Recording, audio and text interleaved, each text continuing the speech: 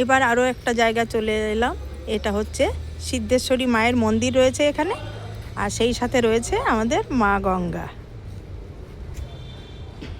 এই দেখো মন্দিরটার আশপাশ দেখো। মন্দিরে ঢুকলে তো আর ভিডিও করতে দেবে না, একটু বাদে মন্দিরের ভেতরে ঢুকবো। চলো, এবার চলে এলাম গঙ্গারই ঘাটের সাথেই। দেখো কত সুন্দর জায়গা, আর বসার জায়গা রয়েছে এখানে, আর ভীষণ সুন্দর মিষ্টি হাওয়া বইছে, খুব সুন্দর লাগছে। এই দেখো কত সুন্দর। গঙ্গার পাড়ে এলে তো এমনিতেই ভীষণ ভালো লাগে, কত সুন্দর দেখো।